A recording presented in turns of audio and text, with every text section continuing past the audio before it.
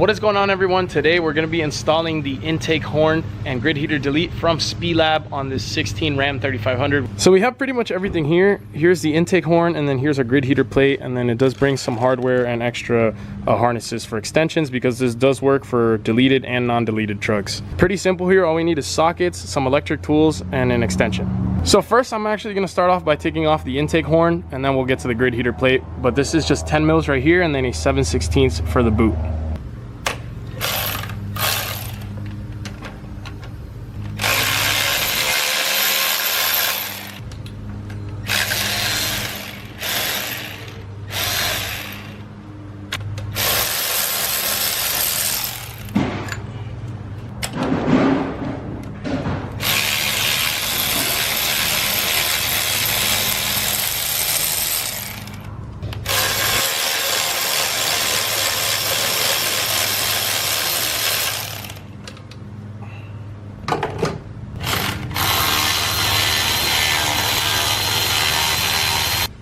Okay, now that we got that off, you're gonna wanna get yourself a 3/4 open end and start taking out the fuel lines one by one.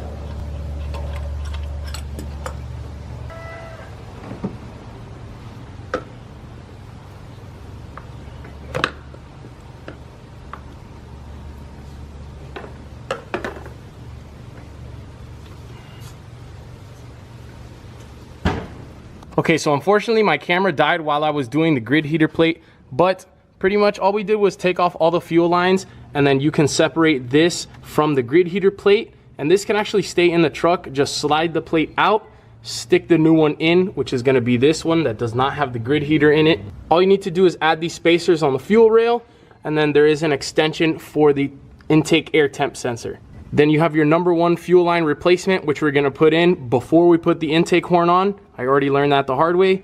So now we can install the intake horn. Okay, so before you put it in the truck, if you do have an EGR delete, you're gonna wanna put that plate on and also the throttle body spacer with its gasket. Plug any of these holes up unless you are not using them. Put your airflow sensor back in and these two plugs up here. And then for now we leave the grid heater open because we do have a bolt down there that we need to put on.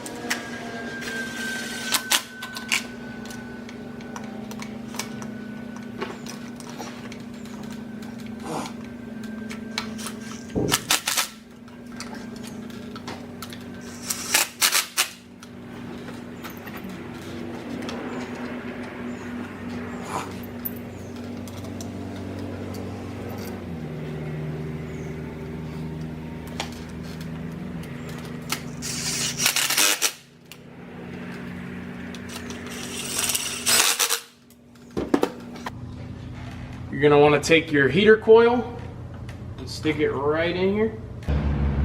For that heater coil, you're gonna use a 1 1/16.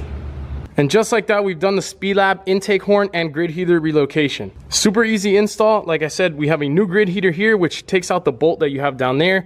You take out the actual heater itself and it is completely open, so you get more air inside of your engine. That way you can create more power. And like I said, we did change that #1 fuel line. Make sure you tighten it before you put this back on.